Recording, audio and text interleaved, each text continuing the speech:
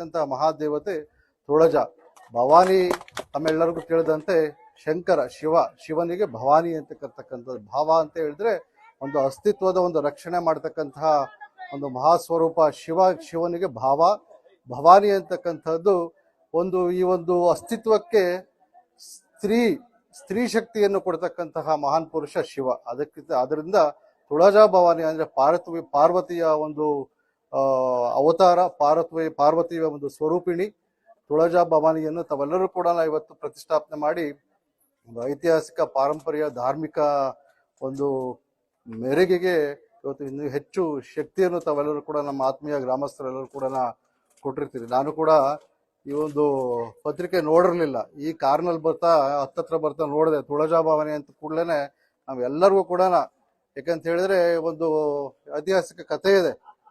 ಛತ್ರಪತಿ ಶಿವಾಜಿ ಮಹಾರಾಜರು ಯುದ್ಧಕ್ಕೆ ಹೋಗ್ತಕ್ಕಂಥ ಸಂದರ್ಭದಲ್ಲಿ ಔರಂಗಜೇಬನ ಒಂದು ದಾಳಿಯ ಸಂದರ್ಭದಲ್ಲಿ ದೇವರನ್ನು ಪ್ರಾರ್ಥಿಸಿಕೊಂಡಾಗ ತುಳಜಾ ಭವಾನಿ ಪ್ರತ್ಯಕ್ಷವಾಗಿ ಶಿವನಿಗೆ ಭವಾನಿ ಖಡ್ಗವನ್ನು ಕೊಟ್ಟಿರ್ತಕ್ಕಂಥದ್ದು. ಭವಾನಿ ಖಡ್ಗವನ್ನು ಅಧರ್ಮದ ಒಂದು ಧ್ವಂಸ ಮಾಡಬೇಕು ಈ ಜಗತ್ತಿನಲ್ಲಿ, ಧರ್ಮವನ್ನು ಎತ್ತಿಡಬೇಕು ಅಂತಕ್ಕಂಥದ್ದು ಉದ್ದೇಶದಿಂದ ತುಳಜಾ ಭವಾನಿ ಶಿವಾಜಿಗೆ ಖಡ್ಗವನ್ನು ಕೊಟ್ಟಿರ್ತಕ್ಕಂಥದ್ದು. ಅದನ್ನ ಭವಾನಿ ಖಡ್ಗ ಅಂತ ಹೇಳ್ಬಿಟ್ಟು ಕರಿತೀವಿ. ಈಗಲೂ ಕೂಡ ಮಹಾರಾಷ್ಟ್ರದ ಸತಾರದಲ್ಲಿ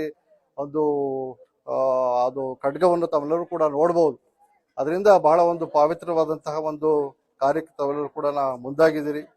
ತಾಯಿ ಎಲ್ಲರಿಗೂ ಕೂಡ ಹೆಸರು ಹೇಳಿದಂಗೆ ತುಳಜಾ ತ್ವರಿತವಾಗಿ ತಮ್ಮ ಸಮಸ್ಯೆಗಳನ್ನು ಸಮಸ್ಯೆಗಳಿಗೆ ಪರಿಹಾರ ನೀಡಿ ಈ ಒಂದು ಗ್ರಾಮಕ್ಕೆ ಅಲ್ಲದಲ್ಲೇ ಈ ಸುತ್ತಮುತ್ತಲು ಇರ್ತಕ್ಕಂಥ ಪ್ರದೇಶಗಳಿಗೆ ಸನ್ಮಂಗಳವನ್ನು ತಾಯಿ ಉಂಟು ಮಾಡಲಿ ಅಂತಕ್ಕಂತಹ ಮಾತನ್ನ ಈ ಸಂದರ್ಭದಲ್ಲಿ ಹೇಳ್ತಾ, ಶಿರಾ ತಾಲೂಕಿನ ಗೌಡಗೆರೆ ಹೋಬಳಿ ಜೀರಂಗನಹಳ್ಳಿ ಮೆಗಳತಾಂಡ ಗ್ರಾಮದಲ್ಲಿ ನಡೆದ ಶ್ರೀ ತುಳಜಾ ಭವಾನಿ ದೇವಸ್ಥಾನದ ಉದ್ಘಾಟನೆ ಮತ್ತು ಕಳಶ ಪ್ರತಿಷ್ಠಾಪನಾ ಕಾರ್ಯಕ್ರಮದಲ್ಲಿ ಮಾಜಿ ಶಾಸಕ ಡಾ ಸಿ ಎಂ ರಾಜೇಶ್ ಗೌಡ ಭಾಗವಹಿಸಿ ತಾಯಿಯ ಕೃಪೆಗೆ ಪಾತ್ರರಾದರು.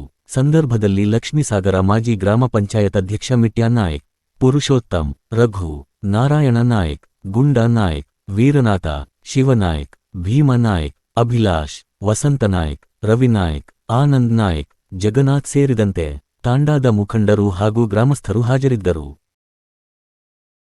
ನಮಸ್ಕಾರ ವೀಕ್ಷಕರೇ, ಲೈಕ್ ಮಾಡಿ, ಶೇರ್ ಮಾಡಿ, ಸಬ್ಸ್ಕ್ರೈಬ್ ಮಾಡಿ. ನಿಮ್ಮ ನ್ಯೂಸ್ 7